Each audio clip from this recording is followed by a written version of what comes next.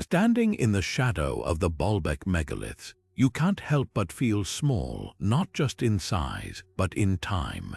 These colossal stone blocks, some weighing over 1,650 tons, were cut and moved with such precision that modern engineers still can't fully explain how it was done. Think about that for a moment. We live in an age of cranes, hydraulics, and computer-assisted design, yet the secrets behind these ancient feats of engineering remain just out of reach. Who were the builders? What kind of knowledge did they possess? And how did they achieve what seems impossible even today? The largest stone at Baalbek, known as the Stone of the Pregnant Woman, isn't just heavy, it's a monument to mystery.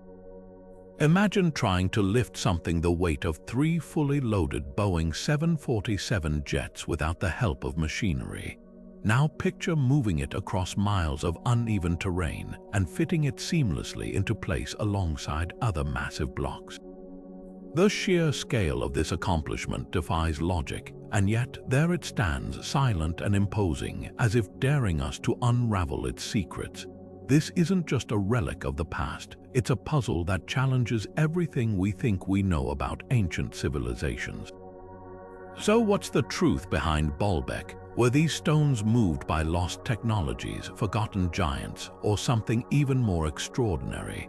Over the centuries, theories have ranged from the plausible to the downright fantastical. Advanced ancient machinery, sound levitation, even extraterrestrial intervention. But one thing is certain, the answers lie buried in the dust of time, waiting to be uncovered. In this journey, we'll explore the most compelling ideas, separate fact from legend, and piece together the clues left behind by the builders of Baalbek. By the end, you might just see these towering stones not as remnants of the past, but as a message, one that's been waiting thousands of years for us to finally understand. Long before the Romans claimed Baalbek as the site of their grand temple of Jupiter, this ancient land held secrets far older. The Phoenicians, master traders and seafarers, first recognized its sacred power, building shrines to their storm god Baal, but even they may have been inheritors, not originators. The true mystery lies beneath the megalithic foundation layer, a mind-bending assembly of stones so massive they dwarf even the Romans' later additions. How far back does this story really go? When the Romans arrived in 64 BC, they didn't just build atop the existing site, they marveled at it. Their temple of Jupiter, grand as it was, sat upon a podium of monoliths that seemed to defy the very laws of physics. The largest blocks in this base layer, some measuring 64 feet long, were cut and positioned with such precision that not even a razor blade can slide between them. And here's what stumps historians. The Romans left no records explaining how these foundational stones got there. They simply claimed the site as their own, as if inheriting a sacred puzzle they couldn't solve themselves. Centuries later, when European explorers like Johann Ludwig Burckhardt stumbled upon Baalbek in the early 1800s, their journals brimmed with disbelief. Burckhardt, the same man who rediscovered Petra, wrote of stones so enormous they seemed the work of giants. Even Napoleon's engineers sent to study the site reportedly threw up their hands, admitting their own machinery couldn't replicate such feats. But perhaps the most telling clue comes from local legends. Arab chroniclers of the Middle Ages whispered that the platform was built by a vanished race under the orders of King Nimrod, a figure some link to the biblical Tower of Babel. Whether myth or coded truth, one thing is clear: Baalbek's oldest layer was ancient even to the ancients. What makes this foundation so extraordinary isn't just the size of the stones, but their placement. Unlike later Roman masonry, which relied on smaller interlocking blocks, the megalithic layer uses single beams that stretch the length of a modern bowling alley. The engineering implications are staggering. Without steel or pulleys, how did workers hoist these slabs onto 20-foot high supports? Why go to such lengths when smaller stones would suffice? Some scholars point to seismic activity. Perhaps the builders knew giant blocks would withstand earthquakes better. Others suggest ritual significance, as if the stones themselves were meant to awe worshippers into submission. But the most tantalizing theory, that the foundation wasn't built for Jupiter at all, but for something or someone far older whose name has been lost to time. As the sun sets over Baalbek, casting shadows between the towering columns, you can almost hear the whispers of generations: Phoenician priests chanting to Baal, Roman centurions marching in tribute, medieval scholars scratching their heads in wonder. Each civilization left its mark, yet none could fully explain the bones beneath their feet. The real story of Baalbek isn't written in marble or parchment. It's locked in those impossible stones, waiting for the day their secrets finally break free. Among the marvels of Baalbek's foundation, 3 stones stand out, not just for their size, but for the questions they provoke. Known as the Trilithon, these colossal blocks form part of the podium wall, each weighing around 800 tons. That's roughly the equivalent of 200 adult elephants, stacked and fitted together with impossible precision. What's even more intriguing, they don't match the architectural style of the Romans who later claimed the site. While the Romans were masters of engineering, they typically worked with smaller, more manageable blocks, piecing them together like a puzzle. But the Trilithon stones are monolithic, carved and placed with a technique that seems to belong to a different era entirely. Look closely at how these stones fit together. The joints are so tight that even after centuries of earthquakes and weathering, you can't slip a sheet of paper between them. This level of precision doesn't just happen by accident. It requires knowledge of advanced masonry and possibly tools beyond what we typically attribute to ancient civilizations. The Romans, for all their ingenuity, left no records of how these stones were moved or positioned. In fact, their own additions to the site, though impressive, pale in comparison. The columns of the Temple of Jupiter, for example, were constructed from multiple segments, a stark contrast to the Trilithon's seamless enormity. It's as if the Romans built atop a foundation they couldn't replicate, inheriting a technology they didn't understand. Local legends might hold a clue. Some stories speak of a time when giants walked the earth, lifting stones with ease. Others whisper of a lost science, perhaps a form of vibration or sound manipulation that could soften rock or make it weightless. While these tales might seem far-fetched, they echo a recurring theme across ancient cultures: the idea that earlier civilizations possessed knowledge we've since forgotten. Even mainstream archaeologists admit the Trilithon's construction doesn't fit any known Roman technique. So who were the true architects? One theory points to the possibility of an older, advanced culture that existed long before Rome's dominance. The Phoenicians, who worshipped at Baalbek before the Romans, were skilled builders, but nothing in their known history suggests they could move stones of this scale. Could there have been an even earlier civilization, one whose name has been erased by time? The precision of the Trilithon's placement hints at a deep understanding of geology, physics, and engineering knowledge that would have been extraordinary for any era. Standing before these stones, it's hard not to wonder, were they meant to last not just for centuries but for millennia? A message carved not in words but in stone, waiting for a future generation to decipher their meaning.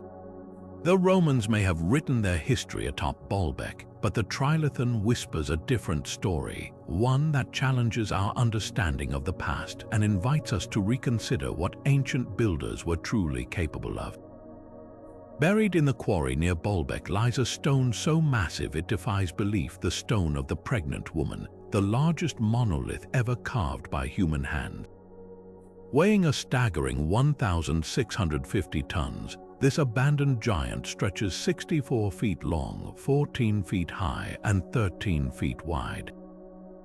To put that in perspective, it's heavier than 2 fully loaded Airbus A380 jets combined. The sides are cut with laser-like precision, smooth enough to reflect sunlight like a mirror, despite being carved over 2,000 years ago. Yet for all the effort put into shaping it, this colossal block was never moved from where it was cut. Why? Walk around the stone today and you'll find clues that deepen the mystery. The base is still partially attached to the bedrock, as if the builders simply walked away mid-project. But here's what's baffling: the cut marks show no signs of hesitation or error. Every angle is perfect, every edge crisp. This wasn't a failed attempt, it was a masterpiece left behind. Some suggest the builders realized moving it was beyond their capabilities, but that doesn't explain the precision of the cuts. Why carve something so meticulously if you doubt you can transport it? Others argue it was meant to stay as a symbolic monument, though no inscriptions or carvings support this. Modern engineers have tried to calculate the logistics of moving the stone, and the numbers are mind-bending. Even with today's strongest cranes, lifting it would require custom-built rigging. Transporting it would demand a reinforced road capable of handling the weight of a small building rolling on logs or sleds, and yet the ancient builders clearly had a plan. Beneath the stone, archaeologists found carefully placed gravel beds identical to those under the Trilithon blocks that were successfully moved. This suggests they knew exactly how to shift it, so what stopped them? Local legends offer eerie possibilities. The name Stone of the Pregnant Woman comes from a tale that the monolith was moved by a pregnant giantess who then gave birth beneath its shadow. Another story claims the stone was cursed, that workers fled after hearing voices from the rock itself. While these might sound like fanciful myths, they hint at a deeper truth. Even in antiquity, people sensed something extraordinary about this stone. Maybe it wasn't just size that made it untouchable, maybe it was purpose. Standing next to the stone of the pregnant woman, you're left with one overwhelming thought: this wasn't just construction. It was a statement. Whether abandoned due to war, disaster, or something more mysterious, its very existence challenges our assumptions about ancient technology. The Romans rebuilt Baalbek, the Phoenicians worshipped there, but this stone belongs to a time before them, to hands that shaped mountains and then vanished, leaving only questions in the dust. Just a short walk from the towering stones of Baalbek lies the Hajar al-Hibla quarry, a silent workshop frozen in time. Here, the ground is littered with half-carved megaliths and enigmatic tool marks that tell a story of sudden abandonment. The precision of these cuts is startling: straight edges, perfect right angles, and surfaces so smooth they seem machined rather than chiseled. Yet what's truly baffling is the complete absence of rubble, ramps, or any signs of the massive earthworks you'd expect from moving stones this size. If the builders used ramps, where's the debris? If they dragged these blocks, where are the tracks? Take a closer look at the tool marks. Unlike rough chisel strikes seen at other ancient sites, these grooves are uniform, as if made by a single, steady tool passing through the rock like butter. Some researchers suggest the possibility of tube drills or advanced saws, technologies we don't typically associate with the Bronze Age. Even more puzzling are the corners of the unfinished blocks, which meet at razor-sharp 90-degree angles without the slightest chip or misalignment. This isn't just skilled craftsmanship, it's a level of precision that rivals modern diamond-cutting tools.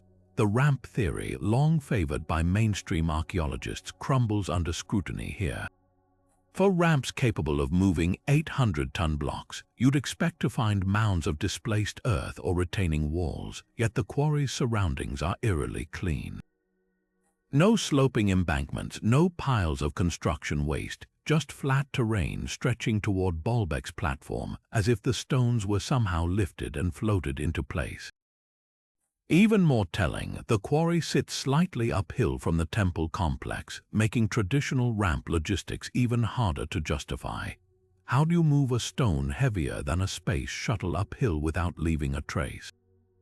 Local folklore might hold a clue. Old tales speak of a singing stone technique, where certain rocks could be made weightless through harmonic vibration. While it sounds like fantasy, similar accounts appear in ancient Egyptian and Inca texts describing methods to soften stone with sound. Could there be a kernel of truth buried in these legends? Modern experiments show certain resonant frequencies can temporarily alter the properties of materials, reducing friction or even making them pliable. Was this the lost technology behind Baalbek's impossible precision? Standing in the quarry today, you're left with more questions than answers. The evidence suggests a method far beyond brute force, a technique so refined it left no waste, so advanced it defies our understanding of antiquity. Whatever happened here wasn't just construction. It was alchemy, transforming solid rock into monuments meant to outlast empires. And the greatest mystery isn't how these stones were cut, but why the knowledge to move them vanished without a trace.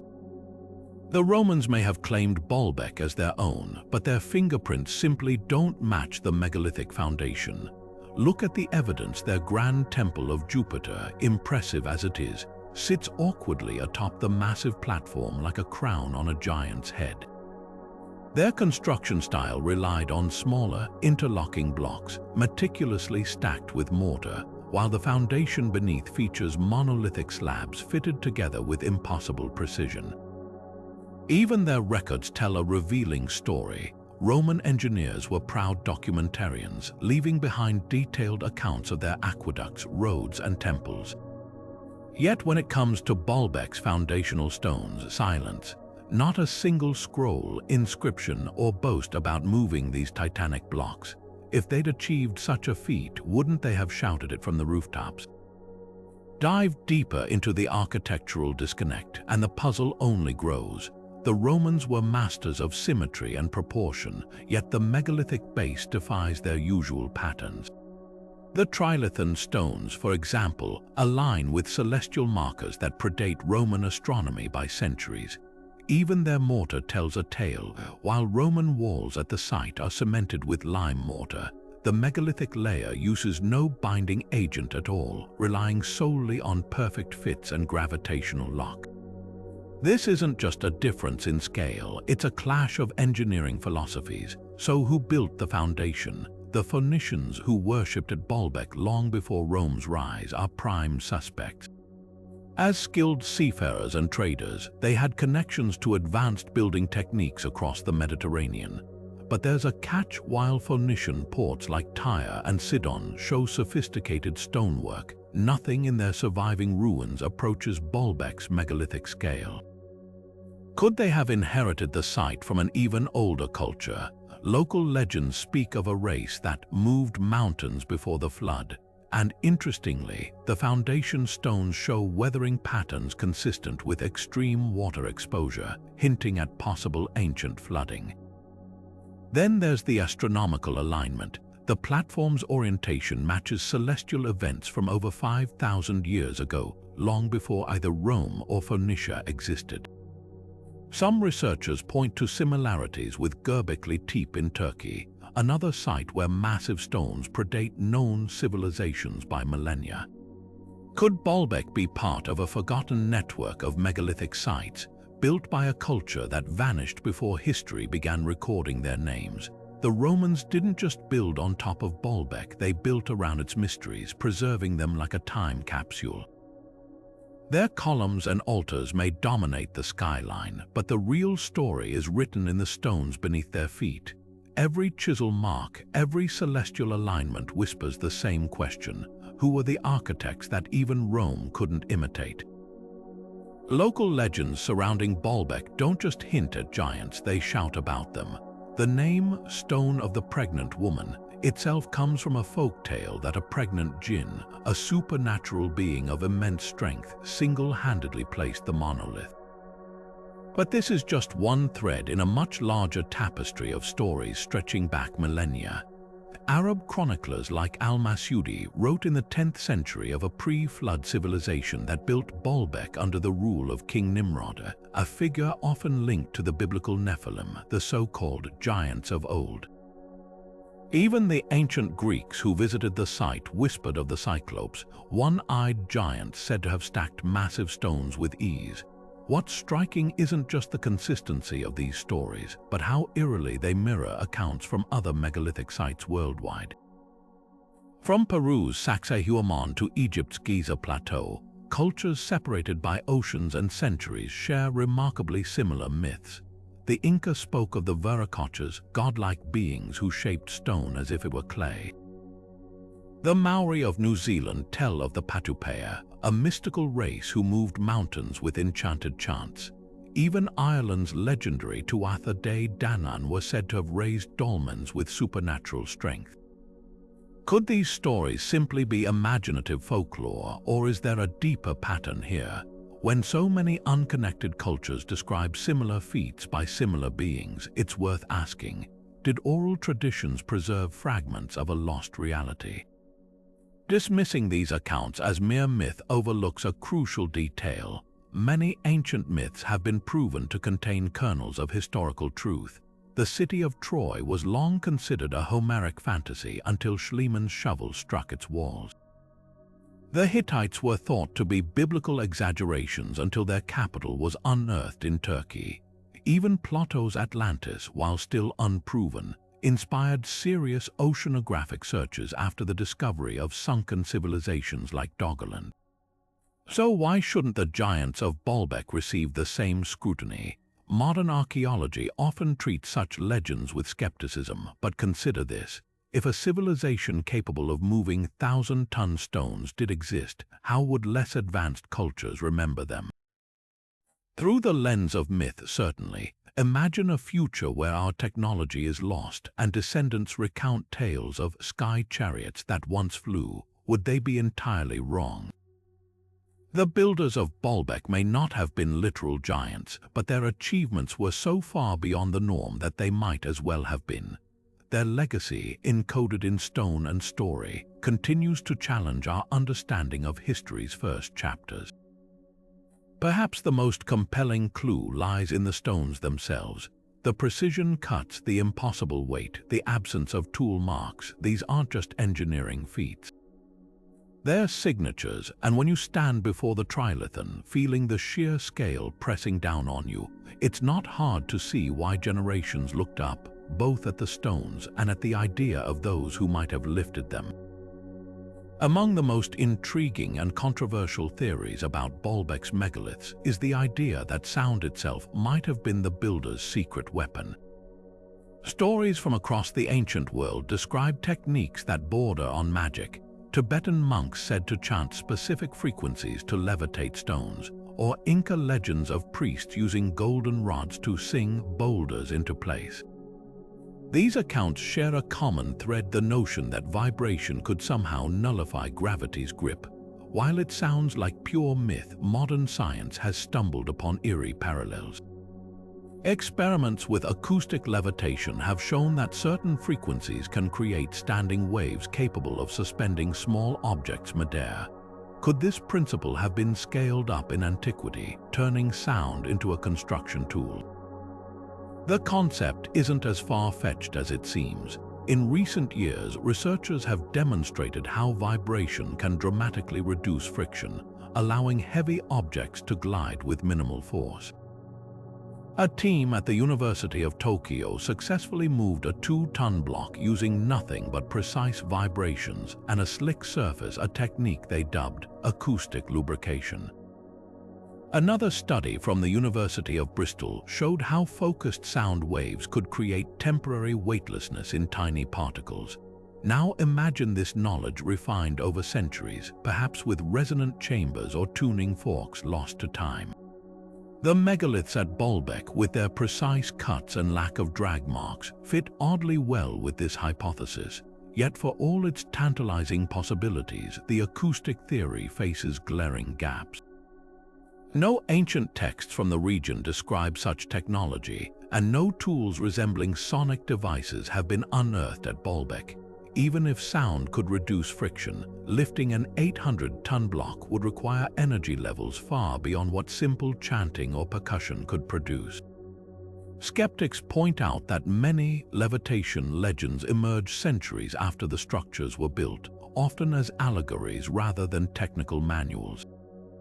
And while modern experiments show promise in laboratories, replicating these effects on a megalithic scale remains firmly in the realm of speculation. Still, the persistence of these stories across cultures raises questions. From the oracle at Delphi, where priests interpreted the whispers of resonant caves, to the Mayan pyramids designed to echo like jaguar growls, ancient sites worldwide show an uncanny awareness of sound's power. Perhaps the truth lies not in literal levitation, but in a forgotten understanding of harmonic resonance, a way to align human effort with natural forces. At Baalbek, where the very ground seems to hum during windstorms, the stones themselves might hold the answer. Until we decipher their silent language, the mystery endures, not just how these blocks were moved, but why their methods vanished so completely from history's record. One of the most radical theories about Baalbek's megaliths suggests they weren't quarried at all but poured. The concept of ancient geopolymer concrete, a stone-like substance made from chemically altered natural materials, has gained traction among alternative researchers. Proponents point to the uncanny uniformity of the blocks, their seamless joints, and the absence of visible tool marks as evidence they might have been cast in place rather than carved. This wouldn't be without precedent. The Romans perfected concrete using volcanic ash, and recent studies confirm some Egyptian monuments used reconstituted limestone. Could an even older civilization have developed a similar technique for granite? The chemistry behind geopolymerization is surprisingly plausible. When certain rocks are ground and mixed with alkaline solutions, they can harden into a material nearly identical to natural stone. French chemist Joseph Davidovits demonstrated this in the 1980s, successfully recreating Egyptian pyramid blocks using this method.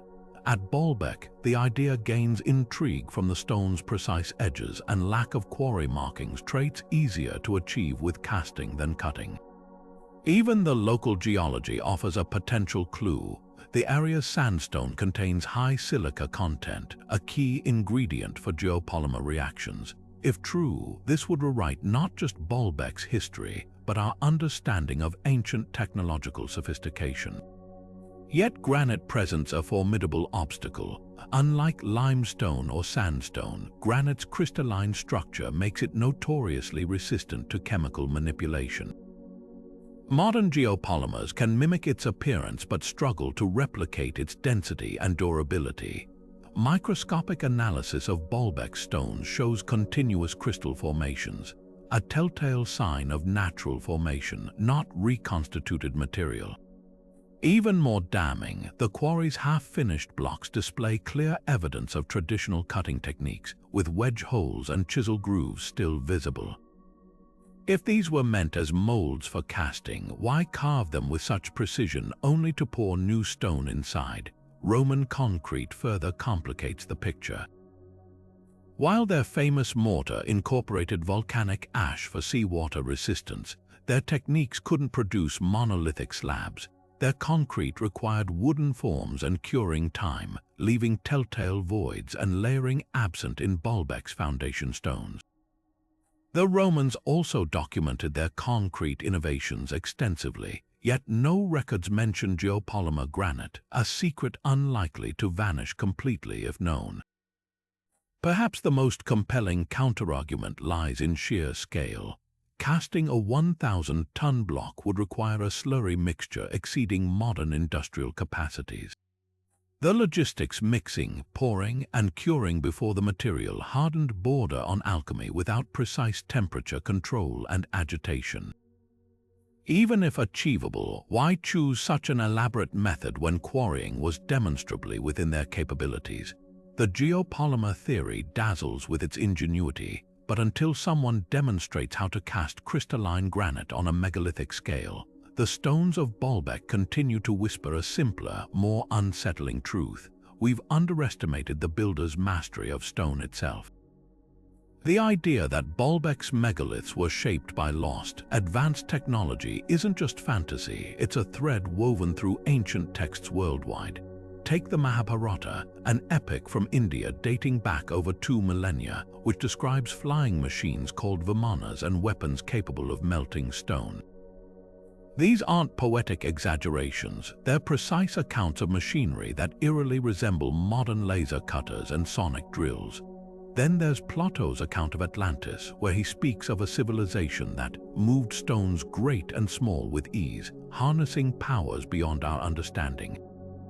Could these stories be distorted memories of real technologies, ones that vanished beneath rising floodwaters or the ashes of forgotten wars? Consider the precision of Baalbek stonework. The angles are so exact, the surfaces so flawlessly smooth, that they defy the capabilities of Bronze Age tools. Modern engineers using diamond-tipped saws would struggle to replicate such perfection. Yet here, in the heart of Lebanon, these stones exist cut, shaped, and positioned with a mastery that seems almost industrial. Even more telling, the complete absence of tool marks on many surfaces, as if the rock was softened or molded rather than chiseled. This aligns with odd accounts from ancient Egypt, where priestly texts describe a rod that parts stone, a device said to make granite pliable as clay. Similar legends persist in South America, where Inca oral history speaks of a plant-based liquid that could dissolve rock for shaping. Skeptics argue these are just myths, but anomalies keep surfacing. In the 1960s, Russian researchers exploring the Caucasus Mountains discovered stone slabs with drilled holes matching modern coring techniques, yet they were dated to 12,000 years old. Even stranger, some bore microscopic spiral grooves identical to those left by high-speed drills. Could Baalbek's builders have possessed similar knowledge? The site's megaliths show no signs of the trial and error typical of primitive engineering. Instead, they display a confident, almost algorithmic precision, as if following blueprints from a prior age of advancement. What if these technologies weren't invented by ancient humans at all, but inherited? The Dogon people of Mali, for instance, possess astronomical knowledge of Sirius B, a star invisible to the naked eye, which they claim was given to them by amphibious visitors. The Sumerians wrote of the Anunnaki, beings who descended from heaven with the arts of civilization. Even the Bible's Book of Enoch mentions fallen angels teaching humanity forbidden sciences. While these accounts are often dismissed as allegory, their recurring theme is hard to ignore: that someone or something once jump-started human ingenuity, then vanished, leaving behind only fragments of their craft. Perhaps the most haunting clue lies in Baalbek's alignment. The platform's orientation matches celestial patterns from an epoch over 5,000 years before the Romans, a time when, according to geologists, the Earth's axis tilted catastrophically. Could this have been the Great Flood described in countless cultures, a disaster so immense it erased not just cities but the very knowledge of how they were built? The stones of Baalbek don't just challenge our understanding of history, they whisper of a cycle we've yet to fully grasp, one where civilizations rise, fall, and leave behind puzzles too grand for their successors to solve. Modern engineers have attempted to crack the mystery of Baalbek by recreating ancient stone-moving techniques, only to hit staggering limitations. Take the famous Nova obelisk experiment, where researchers tried to erect a 25-ton obelisk using nothing but ropes, wooden sledges, and sheer manpower. The project, while impressive, revealed just how daunting megalithic engineering really is. Teams of workers strained for weeks, battling friction and gravity just to lift the stone a few degrees. Even with the advantage of modern tools and safety measures, the process was fraught with near disasters. Now imagine scaling that effort up to Baalbek's 800-ton Trilithon blocks, over 30 times heavier.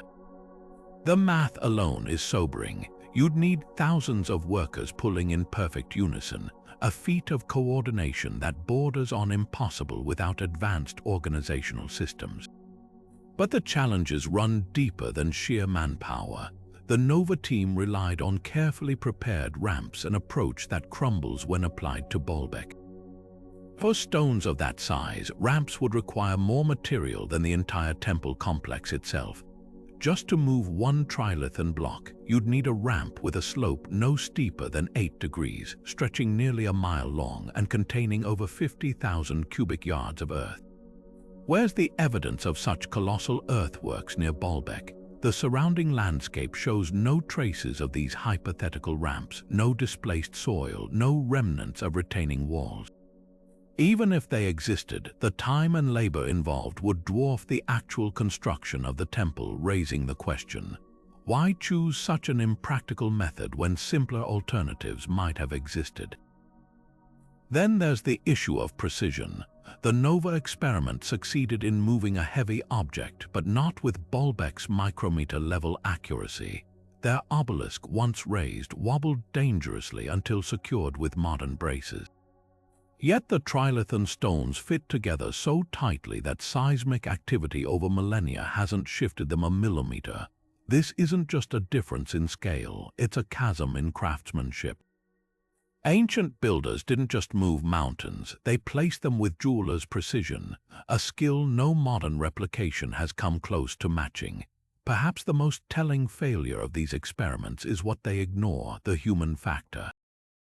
Traditional methods like sledges and ropes leave unmistakable marks, grooves in stone, wear patterns on tools, trails of debris.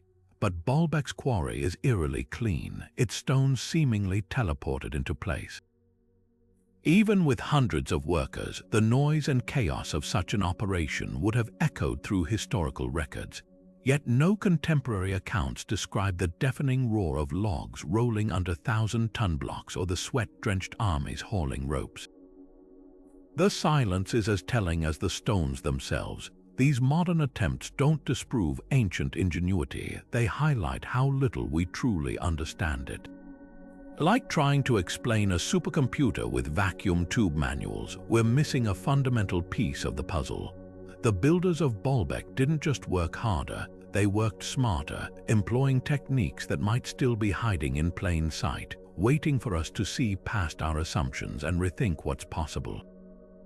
The limestone at Baalbek tells its own silent story, one written in fractures and fissures long before human hands ever touched it.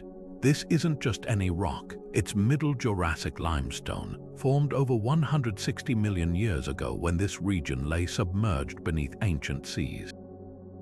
The stone's unique composition reveals layers of fossilized marine life, compressed into a dense but surprisingly workable material. But what truly catches the eye are the natural fault lines running through the quarry like invisible blueprints. These fractures, created by millennia of tectonic shifts, form near-perfect planes that could guide stonecutters to cleaner breaks. Was this nature's gift to the builders, a pre-scored canvas waiting to be unlocked? Examine the split surfaces of unfinished blocks, and you'll see something remarkable. The fractures align almost mathematically with the stone's natural bedding planes, suggesting workers didn't fight the rock's grain but followed it. Techniques like thermal shock, heating the stone with fires, then dousing it with water, may have exploited these weaknesses, causing precise splits with minimal effort. Similar methods were used in medieval quarries, where masons drilled rows of wedge holes along natural cracks before driving in metal shims to pop out slabs. At Baalbek, traces of such holes appear near some blocks, hinting at a possible blend of nature's shortcuts and human ingenuity. Yet for all its advantages, the limestone theory only answers half the riddle. Even if natural fractures made splitting easier, they do nothing to explain how these monstrous slabs traveled nearly a mile to the temple site, especially when the quarry sits slightly uphill. Modern tests show that dragging an 800-ton block on wooden sledges would require unimaginable manpower. Estimates suggest over 5,000 workers pulling simultaneously, with not a single rope snapping under the strain. And that's assuming perfectly lubricated tracks, something no archaeological evidence confirms.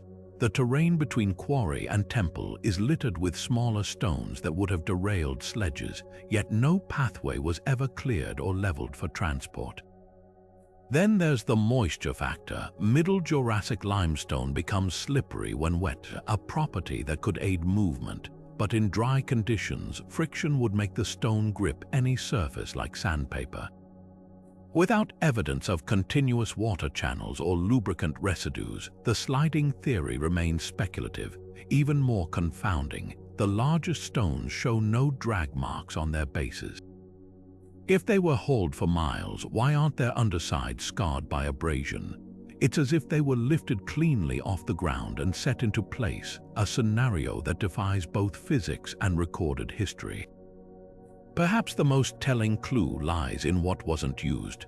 The Romans, who later expanded Baalbek, left behind iron tools, pulleys, and cranes at other sites. But the megalithic layer shows no trace of such devices.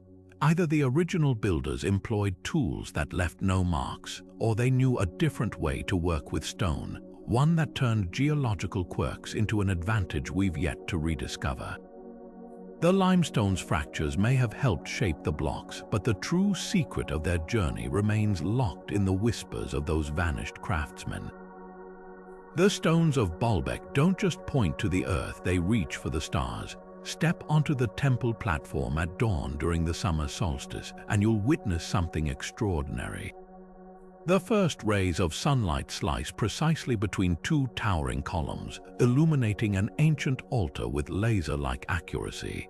This isn't random, it's geometry written in sunlight, a celestial code embedded in stone. The entire complex aligns with key astronomical events, solstices, equinoxes, and even the rising of certain stars that held deep significance for ancient cultures. But here's what's truly astonishing. These alignments match celestial patterns from over 5,000 years ago, long before the Romans or even the Phoenicians claimed this site.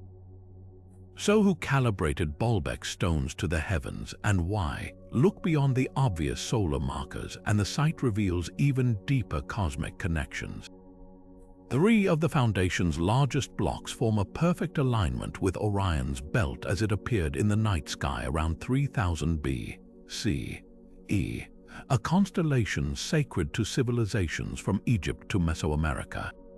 Even the platform's dimensions echo astronomical ratios. The distance between certain megaliths corresponds to the lunar cycle, while the angles of the Trilithon mirror the tilt of Earth's axis during the Bronze Age. These aren't just decorative choices, they're mathematical love letters to the cosmos, carved in stone by hands that understood the sky's language fluently. This precision has led some researchers to a radical theory that Baalbek's platform wasn't built for worship, but as a landing site. Ancient astronaut theorists point to the foundation's eerie flatness, a level surface spanning acres, polished to near-perfect smoothness. Unlike later Roman additions, which featured decorative grooves and carvings, the original megalithic layer is strikingly utilitarian, as if designed for function over beauty. Local legends add fuel to the fire. Texts from the nearby city of Ugarit speak of gods who descended on fiery chariots, while early Arabic manuscripts describe Baalbek as the landing place of the Watchers. Could these stories be distorted memories of something more technological? Skeptics counter that celestial alignment was common in ancient architecture, from Stonehenge to the Great Pyramid. But Baalbek's scale sets it apart. Moving 1,000-ton stones into astronomically precise positions requires more than stargazing. It demands advanced engineering and a sophisticated understanding of Earth's wobbles over millennia. Even today, reproducing these alignments would require satellite-level precision. The Romans later built their temples here not just for grandeur, but because they recognized this place as a nexus of cosmic power. Every solstice, when the light paints its golden path across the stones, Baalbek becomes more than ruins, it's a clock, a calendar, and perhaps a beacon. What if the truth lies between the stars and the earth? Some scholars propose a middle ground, that Baalbek was an ancient observatory where priest astronomers tracked celestial events to predict seasons, eclipses, and even planetary movements. The platform's flat expanse would have been perfect for laying out sighting instruments, while the surrounding mountains provided natural horizon markers. This doesn't rule out the sacred. To ancient minds, astronomy and divinity were inseparable. By aligning their architecture with the heavens, the builders may have sought to fuse earthly and cosmic realms, creating a doorway where humanity could touch the sky. Yet the mystery lingers. Why invest such unimaginable effort to harmonize stone with stars?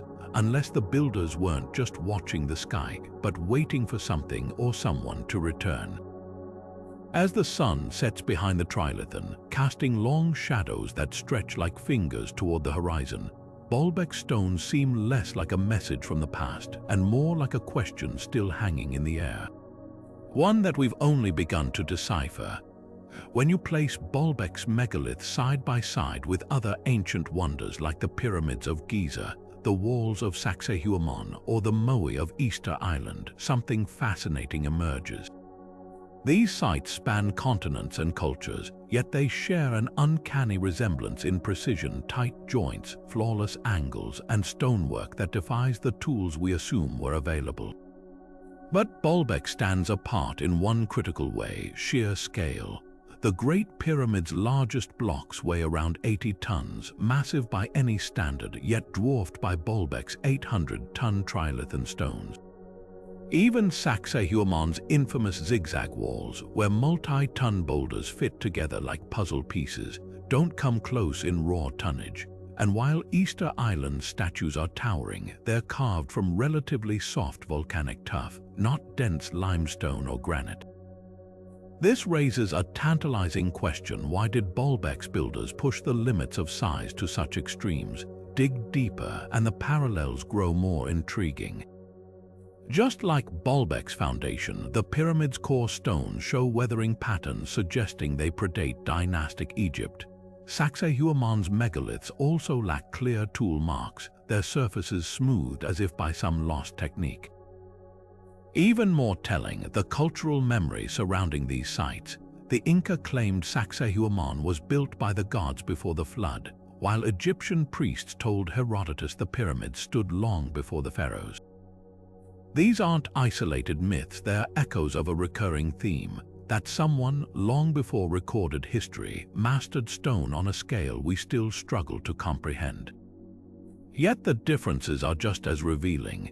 Unlike Giza or Sacsayhuaman, Baalbek's quarry sits conspicuously uphill from its construction site, making transport even more inexplicable. Easter Island's moai were moved using a combination of ropes, sledges, and manpower methods that would crumble under Baalbek's weight class.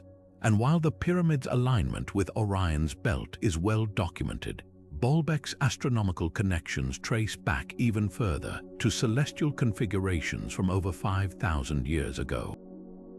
If these sites were part of a global megalithic culture, why does Baalbek feel like the outlier, the one place where the rules of physics were bent furthest? Perhaps the answer lies not in unity but in diversity. Maybe each culture inherited fragments of a lost science, adapting it to their needs. The Inca had earthquakes to contend with, hence their interlocking stones.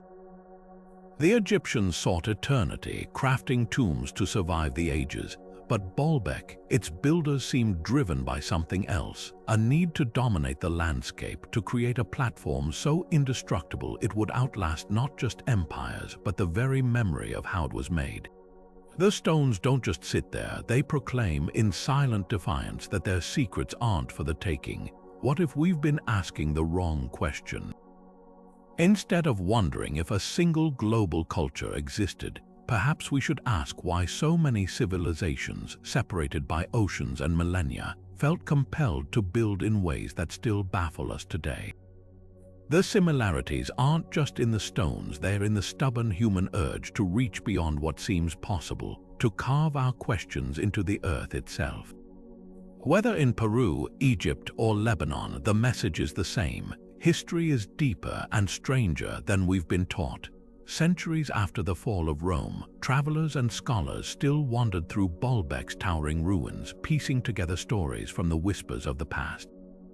Among them was Ibn Battuta, the legendary Moroccan explorer, who arrived in the 14th century and stood awestruck before what he called the most magnificent ruins I have ever beheld. His writings describe columns so vast they seemed to hold up the sky, and stones so precisely fitted they appeared grown rather than stacked.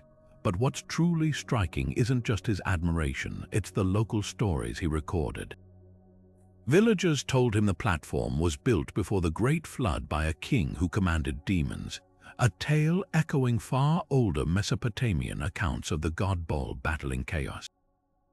Were these just fanciful myths or fragments of a deeper truth passed down through generations? Arab historians like al-Maqdisi and Yaqut al-Hamawi added layers to the mystery. In the 10th century, al-Maqdisi wrote of Baalbeks, stones that no man living could move, speculating they were relics from the time of Solomon, a figure linked to supernatural construction in both Islamic and Judeo-Christian traditions. Yaqut, compiling his geographical encyclopedia in the 13th century, went further, claiming the site was once a school of giants where ancient beings taught forgotten arts. These weren't casual observations, they were attempts to explain the unexplainable, to reconcile the physical reality of Baalbek with the limits of medieval understanding. What's fascinating is how consistently these accounts diverge from Roman narratives, pointing instead to origins lost in prehistory. The Ottomans, who ruled Baalbek from the 16th century onward, left their own clues.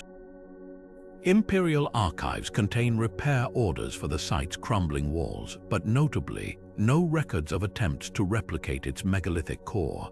Even Sultan Suleiman the Magnificent's engineers, masters of monumental architecture, seemed to treat the platform as something beyond human reproduction.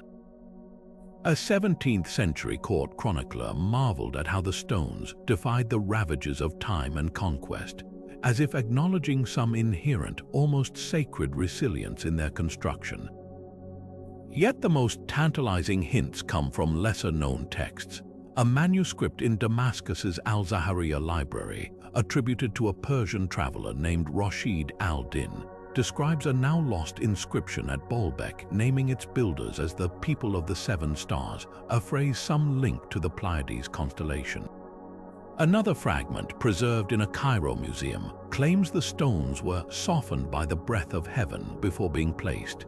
These accounts blur the line between poetry and proto-science, suggesting medieval scholars might have preserved echoes of techniques we've yet to rediscover. Standing in the shadow of these medieval writings, one thing becomes clear. The people who lived closest to Baalbek's prime never believed it was merely a Roman achievement. Their stories, layered with giants, floods, and celestial architects, point to a truth far older and far stranger than textbooks admit. Perhaps the real secret of Baalbek isn't just in the stones themselves, but in the persistence of these tales across centuries, as if the megalith silently compelled every generation to ask who really built this. And why, when European explorers first laid eyes on Baalbek's ruins in the early 19th century, they saw exactly what they expected to see: another Roman marvel. Armed with classical educations that revered Rome as the pinnacle of ancient engineering, men like German archaeologist Johann Ludwig Burckhardt barely glanced at the megalithic foundation before declaring it part of Hadrian's grand design. Their sketchbooks filled with drawings of Corinthian columns and Latin inscriptions, while the titanic stones beneath their feet were dismissed as mere footnotes to imperial glory. This wasn't just oversight, it was cultural blinders in action. To scholars steeped in Greco-Roman superiority, the idea that an older, possibly greater civilization predated Rome was unthinkable. The tools of 19th-century archaeology only deepened the bias. Excavations relied on funding from European empires eager to connect themselves to Rome's legacy, not some nameless precursor. When French archaeologist Ernest Renan arrived in 1860, his team meticulously catalogued every Roman relief but barely documented the joints between the foundation stones. Their reports read like real estate listings for imperial power, emphasis on decorative friezes, zero interest in the uncanny precision of the megalithic masonry. Even the term cyclopean, used to describe the massive stones, betrayed their assumptions. By attributing the work to mythical giants, they sidestepped the uncomfortable truth that human hands, just not Roman ones, might have achieved the impossible. Local voices were systematically ignored. Arab historians had written for centuries about Baalbek's pre-Roman origins, while village elders shared oral traditions of a first people who built with singing stones. But to European ears, these were quaint superstitions. When a Lebanese farmer pointed out weathering patterns on the platform that suggested extreme antiquity, his observation was filed away as native folklore. The irony is staggering. The very men who prided themselves on scientific rigor dismissed evidence that didn't fit their narrative, all while marveling at stonework their own cranes couldn't replicate. Some dissent did emerge. British engineer Sir Charles Warren, fresh from surveying Jerusalem's underground tunnels in 1869, noted that the foundation's mortarless joints resembled much older sites like Malta's megalithic temples. His report suggested a considerable epoch before Rome, but his superiors buried the finding. Why? Because admitting that primitive cultures could outbuild Rome would unravel the colonial myth of Western superiority. The Victorians needed Baalbek to be Roman. It validated their own empire as Rome's heir. The legacy of this bias still haunts us today. Early misclassification led to careless preservation. Roman layers were painstakingly restored while the megalithic base was left to crack under modern vibrations. Even now, textbooks often credit the platform's construction to Emperor Augustus, despite carbon dating from mortar samples revealing anomalies. The stones themselves whisper a different story, one of cross-cultural amnesia, where the victors of history didn't just write the records, but erase the questions we should have been asking all along. By the 1930s, Baalbek's Enigma had reached the desks of Nazi Germany's most sinister scholars. Adolf Hitler, obsessed with proving Aryan superiority, became convinced the megaliths held evidence of a lost Nordic master race. His SS-funded Enigma, a pseudo-scientific research organization, dispatched teams to Lebanon with measuring tapes and racial theories, determined to twist the stones into Nazi propaganda. Their mission wasn't archaeology, it was myth-making, an attempt to claim Baalbek as a monument to imagined Germanic gods. The Enigma's reports read like pulp fiction masquerading as scholarship. Ignoring local expertise, they fixated on supposed Nordic features in the stonework, even claiming to find swastika-like carvings, later revealed to be Roman decorative motifs. Their leader, Heinrich Himmler, envisioned Baalbek as part of a global Aryan empire stretching from Tibet to Iceland, its massive stones proof of ancient supermen. Never mind that the site's astronomical alignments predated any conceivable Germanic presence by millennia. To the Nazis, facts were inconvenient obstacles to their racial fantasies. This ideological hijacking left lasting scars on Baalbek's study. The Enigma's bogus measurements and staged photographs polluted academic literature for decades, forcing post-war researchers to sift through layers of distortion. Even today, fringe groups peddle debunked Nazi claims, pointing to the expeditions as validation. But the real tragedy lies in what was overlooked. While Hitler's teams chased ghosts, they trampled over genuine clues, local oral histories, subtle weathering patterns, and architectural quirks that might have unlocked the megalith's true origins. One chilling archival photo captures the absurdity. SS officers in crisp uniforms posing before the Trilithon, their ideological fervor no match for the stone's silent indifference. The image encapsulates history's recurring folly, tyrants trying to co-opt mysteries they can neither understand nor replicate. Baalbek outlasted Rome's legions, Ottoman sultans, and now would be conquerors armed with pseudoscience and delusions of grandeur. The megaliths remain, as ever, indifferent to the small dramas of those who pass beneath them. The turbulent decades of the 20th century saw Baalbek transformed from an archaeological wonder into a military stronghold, first under French colonial forces, then later as a strategic base for militant groups. This abrupt shift from scholarly study to geopolitical chessboard didn't just stall research. It actively erased opportunities to uncover hidden layers of the site's past. French troops garrisoned here during their mandate over Lebanon in the 1920s and 30s dynamited sections of the ruins to create defensive positions, their explosions potentially collapsing undiscovered chambers beneath the stones. Decades later, when Hezbollah took control of the area during Lebanon's civil war, the entire complex became a no-go zone for archaeologists. Satellite images from the 1980s show makeshift barracks built directly atop the ancient platform, their foundations possibly disturbing delicate subterranean features. This militarization created a double tragedy. Not only were researchers barred from studying the site for nearly half a century, but the very presence of heavy equipment and storage depots may have irrevocably damaged clues. Declassified CIA memos from the Cold War era reveal nervous speculation about underground tunnels being repurposed as arms caches, tunnels that don't appear on any ancient maps. Local laborers hired during the French occupation whispered of discovering hollow spaces beneath the Trilithon while digging trenches, only to have them hastily filled in by officers. Were these natural cavities or something more intentional? The Romans were known to build elaborate crypts beneath their temples, and earlier cultures often incorporated sacred chambers into their foundations. Without modern ground-penetrating radar surveys conducted in peacetime, we may never know. The political volatility also scattered crucial records. When French forces withdrew in 1946, they took crates of excavation notes with them, documents that later vanished into the labyrinth of colonial archives. Hezbollah's occupation further disrupted continuity. Local archaeologists who'd worked at Baalbek before the war fled abroad, their unpublished observations lost to history. Even today, the shadow of conflict lingers. Access to certain areas remains restricted, and lingering landmines from the Civil War render peripheral zones too dangerous for thorough investigation.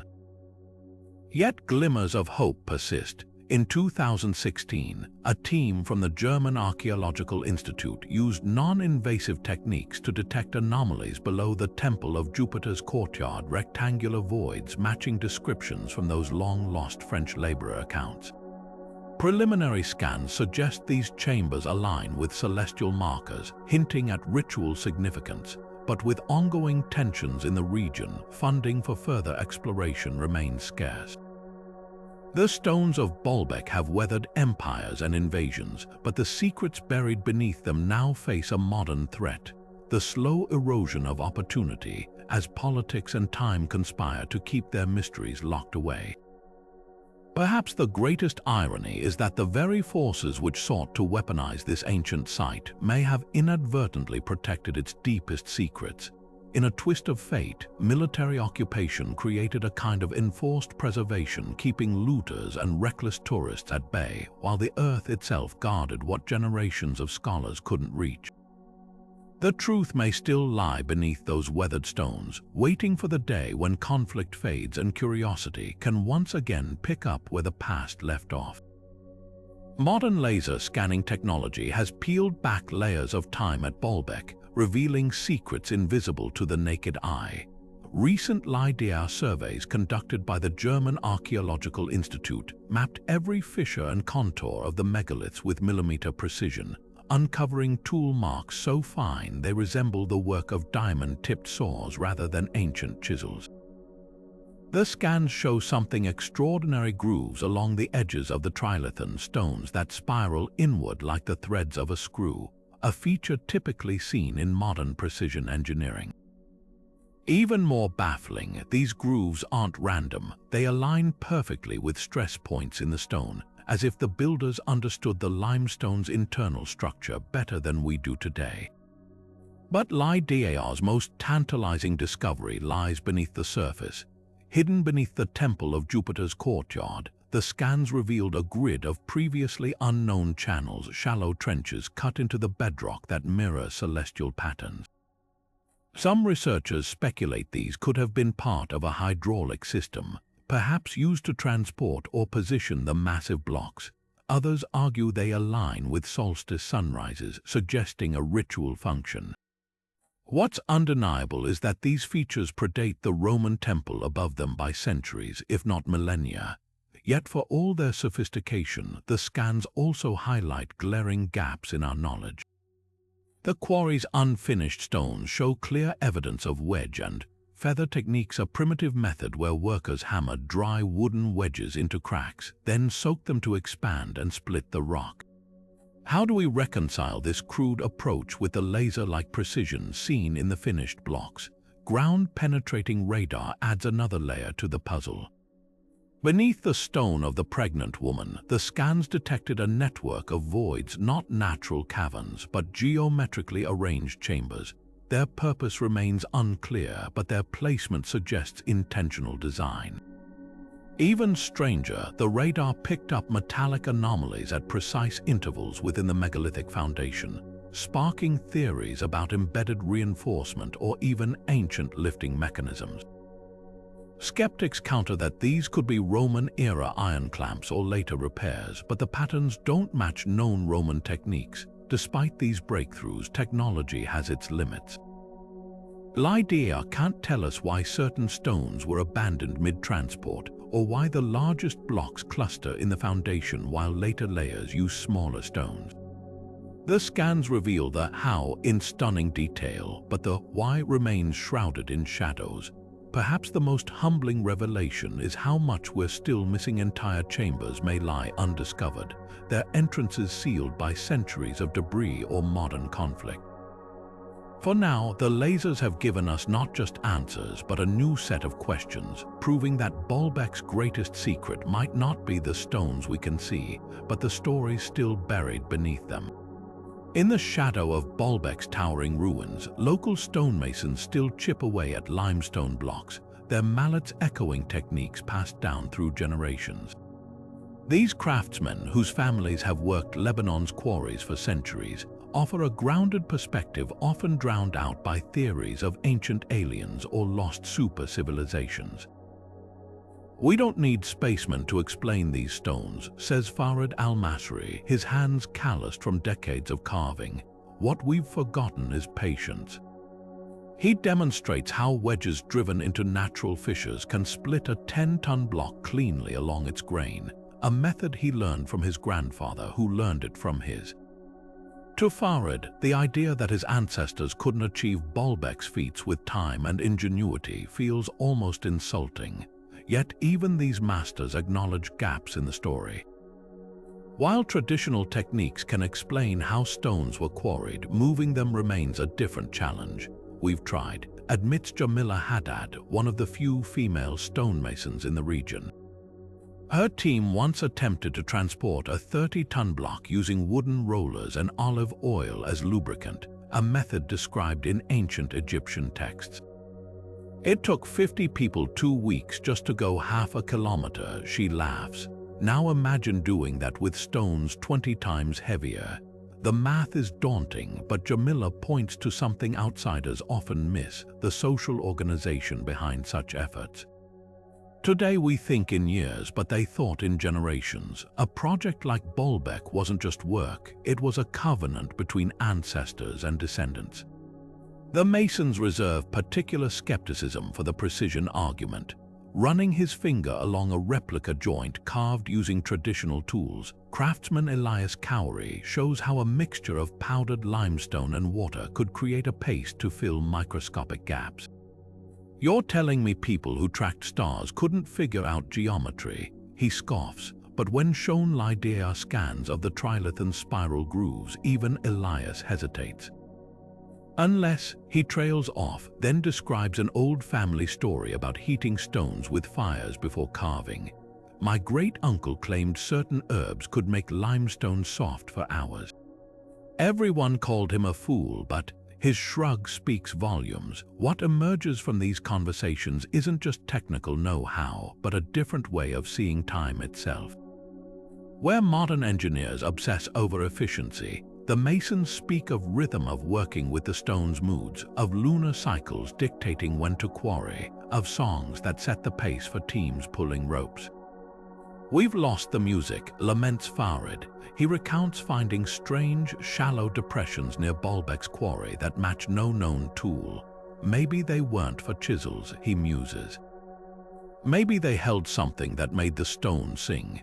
Whether metaphor or memory, the idea lingers like limestone dust in the air, that the greatest secret of Baalbek might not be in the hands that shaped it, but in the collective harmony we can no longer hear.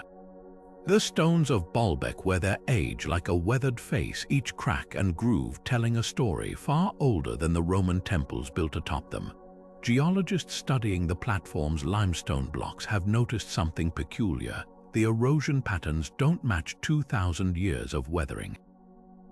Instead, the pitting and rounding on the megalith surfaces resemble features seen in structures 10,000 years old or more, exposed to prolonged water exposure and wind abrasion. Take the underside of the Trilithon stones, where mineral deposits suggest they once sat in standing water for centuries, an impossibility during Roman times when the climate was arid. Yet the same stone's upper surfaces show wind erosion consistent with millennia of exposure. This stark contrast hints at a timeline that stretches back far beyond recorded history. Critics argue that dating stones by erosion is an inexact science, akin to guessing a book's age by the creases in its spine. Local microclimates, acid rain from ancient volcanic activity, or even unique mineral compositions could accelerate weathering unpredictably. But supporters counter with compelling comparisons. The Roman columns at Baalbek, carved from the same limestone just 2,000 years ago, exhibit sharp edges and crisp inscriptions. Meanwhile, the megalithic foundation's blocks, especially their rounded corners and softened surfaces, mirror the erosion seen at Göbekli Tepe in Turkey, a site carbon dated to 9600 BCE. If the Romans had cut these stones, why would they weather like relics from the dawn of civilization? Then there's the mystery of the desert varnish, a dark, manganese-rich patina that forms on rock surfaces over thousands of years in arid environments. The megaliths show this coating in patches, but it's absent on Roman additions. Laboratory analysis reveals the varnish contains organic traces from pollen types extinct since the last ice age. This isn't just weathering, it's a time capsule, suggesting the stones stood exposed during an epoch when the region's climate and ecosystem were radically different. Archaeoastronomers add another layer to the debate. The platform's alignment with solstice sunrises shifts over millennia due to Earth's axial wobble. Calculations show the current orientation would have been perfectly aligned not in Roman times but around 5000 BCE, a date that eerily matches the erosion evidence. Could Baalbek's builders have intentionally calibrated their work to a sky no longer visible in their own era, preserving knowledge from an even more distant past? The erosion debate ultimately circles back to a single, unsettling possibility: that the megaliths are not just older than we thought, but remnants of a cycle of civilization we've yet to fully comprehend. Like tree rings trapped in stone, their weathered surfaces whisper of floods, droughts, and forgotten skies. A chronicle written not in words, but in the slow, patient language of geological time. Measuring the stones of Baalbek reveals something uncanny. Their dimensions aren't random but resonate with mathematical harmonies found across ancient sites. The Trilithon blocks, for instance, measure approximately 64 feet long, a number that surfaces in sacred geometry from Egypt's pyramids to Stonehenge. Divide their length by their height, and you approach the golden ratio, the same proportion governing everything from seashell spirals to galaxies. Some researchers go further, identifying sequences resembling the Fibonacci series in the spacing between megaliths, or claiming the stones were laid out using the so-called megalithic yard, a hypothetical unit of measurement proposed by archaeoastronomer Alexander Thom after studying Neolithic circles in Britain. These patterns aren't just aesthetic, they suggest the builders encoded celestial and mathematical knowledge into the very fabric of the site. Yet mainstream archaeologists push back hard. They argue that spotting these ratios is textbook cherry-picking, highlighting the occasional alignment while ignoring the many dimensions that don't fit. A block might be close to a golden ratio rectangle, but is that intentional or coincidental? After all, measure enough random objects, and some will inevitably match mathematical constants by chance. Skeptics point out that ancient builders likely prioritized structural stability over esoteric ratios, choosing dimensions based on practical needs like load-bearing capacity or quarry limitations rather than sacred math. The megalithic yard theory faces even fiercer criticism. Without surviving measuring rods or written records, it's impossible to prove such a unit existed at Baalbek, let alone was deliberately employed. The debate grows murkier when you examine variations in block sizes. While the Trilithon stones show intriguing proportions, other blocks at the site deviate wildly, some squat and rectangular, others irregular polygons. If the builders adhered to a grand geometric design, why these inconsistencies? One counterargument suggests that later cultures repurposed or altered the original layout, muddying the mathematical watermark. Others propose that the ratios weren't rigid rules but flexible guidelines, adapted to each stone's unique role in the structure. The Romans, for instance, were known to adjust proportions for optical illusions, making columns appear straighter or more symmetrical from a distance. Perhaps the most compelling evidence for intentional geometry lies in the alignments, not just the blocks themselves. The platform's orientation to solstices and certain stars suggests the builders understood advanced astronomy, and mathematical precision would naturally follow. If you can track the precession of equinoxes, calculating harmonious proportions is trivial by comparison. This doesn't require alien intervention, just generations of observation and refinement, a tradition of stone literacy we've since lost. Still, the question lingers, were these mathematical echoes deliberate or emergent? Did the builders consciously encode cosmic truths, or did their intuitive grasp of structural balance and celestial cycles naturally produce these patterns? The stones, as always, refuse to answer directly. Instead, they offer a silent challenge to see beyond mere measurement and consider the minds that thought in mountains, not just numbers. Alternative historians like Graham Hancock have reimagined Baalbek's origins, framing it not as a Roman marvel but as a relic of a lost Ice Age civilization. In his controversial book Magicians of the Gods, Hancock argues the platform's celestial alignments and megalithic precision point to a forgotten culture obliterated by a cataclysmic flood around 12,000 years ago. He draws parallels to Göbekli Tepe and the Sphinx, suggesting a global network of advanced pre-agricultural societies. Hancock's theories resonate with millions, tapping into a growing skepticism toward mainstream archaeology's timelines. But academics dismiss his work as speculative, pointing out the lack of direct evidence linking Baalbek to such ancient epochs. The debate hinges on interpretation, where Hancock sees intentional astronomical coding in the stone's placement. Traditional scholars see coincidence or later modifications. Engineer Christopher Dunn takes a different approach, focusing not on who built Baalbek, but how. In Lost Technologies of Ancient Egypt, he dissects the megalith's precision cuts, proposing the use of advanced machinery like ultrasonic drills or geopolymer casting, technologies supposedly lost to time.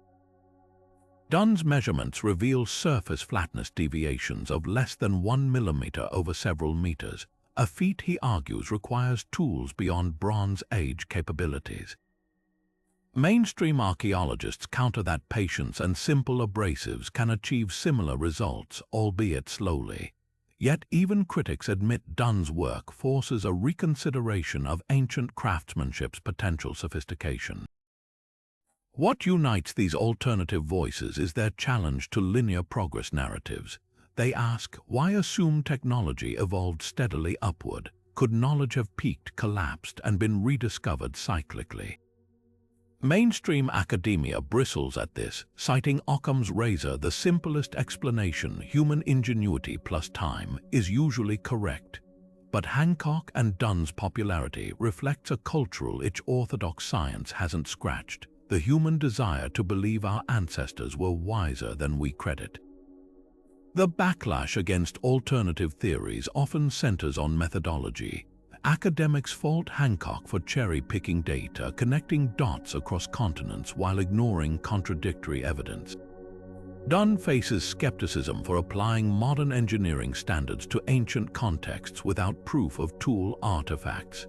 Yet even their staunchest detractors acknowledge Baalbek's anomalies defy easy classification. The stones become a Rorschach test. Some see a call to expand history's boundaries, others a warning against mistaking mystery for myth. Perhaps the most enduring contribution of these thinkers isn't their answers but their questions. By refusing to treat Baalbek as a closed case, they keep alive the possibility that history's textbooks are missing chapters, ones written not in ink but in stone. Mainstream archaeology offers a sober counterpoint to the more speculative theories about Baalbek's construction, grounding the mystery in tangible, if no less impressive, human ingenuity. The prevailing explanation hinges on a combination of ramps, rollers, and sheer manpower technologies well documented in other ancient sites. The logic is straightforward. Workers would have slowly dragged the massive stones along lubricated wooden sledges, using levers and ropes to maneuver them into place over decades, if not generations. Teams of laborers could have hauled the blocks inch by inch, with temporary earthen ramps allowing them to elevate the stones to their final positions. This method aligns with known practices from Egypt to Mesoamerica, where civilizations achieved monumental feats through coordinated effort and time. Yet the plausibility of this explanation unravels when you examine the numbers. Moving the Trilithon's 800-ton blocks would require an estimated 5,000 workers pulling simultaneously, a logistical nightmare even for a highly organized society. The friction alone would demand impossibly smooth pathways, yet no remnants of such carefully prepared roads have been found near Baalbek. Even more puzzling is the absence of wear marks on the quarry floor or the stones themselves. Dragging massive blocks over rough terrain should leave unmistakable scars, yet the surfaces remain eerily pristine. Then there's the issue of time. Roman records meticulously document projects like the Colosseum, completed in under a decade with similar labor pools. If Baalbek's foundation required moving stones 10 times heavier, why is there no mention of such a Herculean effort in any surviving texts? The silence speaks volumes, suggesting the Romans themselves may not have been the original builders. Orthodox theories also struggle to explain the precision. Ramps and rollers can account for transport, but not the micrometer-level fits between blocks. Modern engineers note that even minor irregularities in wooden rollers would cause catastrophic shifts in alignment over long distances. Yet Baalbek stones lock together with near-perfect symmetry, as if placed by hands guided by an unseen blueprint. The greatest weakness of the mainstream view isn't its logic, it's its incompleteness. While it provides a framework for understanding the labor, it leaves too many gaps in the how and why. Why choose stones of such impractical size when smaller blocks would suffice? How did workers achieve precision that still baffles experts today? And why does the site's oldest layer defy the construction techniques of every known culture that followed? Archaeology's strength lies in its reliance on evidence, but at Baalbek, the stones themselves seem to challenge the very tools we use to interpret them. The ramp and roller theory isn't wrong, it's just too small for the magnitude of the mystery it tries to contain. Centuries of speculation, experiments, and debates have brought us no closer to a definitive answer about Baalbek's megaliths. Whether you side with the mainstream archaeologists and their ramps and rollers theory, or find yourself drawn to the tantalizing possibilities of lost technologies, sonic levitation, or even ancient giants, one truth remains undeniable. None of these explanations fully bridge the gap between what we know and what we see. The stones defy not just gravity, but the very limits of our imagination. Maybe that's the point. Think about what it means to stand before these blocks today, in an age of skyscrapers and space travel, and still feel the weight of their mystery. It's humbling. Whether the product of painstaking human effort or a forgotten science, Baalbek forces us to reconsider the boundaries of history itself. Are we looking at the pinnacle of pre-industrial engineering, or the fragments of something older, something we've yet to rediscover? The beauty of this enigma is that it refuses to be solved neatly. It lingers, tugging at the edges of our understanding. That's where you come in. After centuries of theories, from the scholarly to the speculative, perhaps the next breakthrough won't come from a lab or a textbook, but from someone watching this video. What do you see in these stones? A testament to human perseverance, a clue to a lost civilization, or something even more extraordinary? Drop your thoughts in the comments. We're all part of this conversation, and every fresh perspective brings us closer to unraveling the mystery. If ancient history's puzzles fascinate you, don't stop here. Hit subscribe and join us as we explore more of the world's greatest enigmas, from the jungles of Cambodia to the deserts of Peru. Who knows, the next video might just feature the clue that changes everything. Until then, keep questioning, keep wondering, and remember, sometimes the past's greatest secrets aren't hidden in the dirt, but right in front of us, waiting for the right eyes to see them.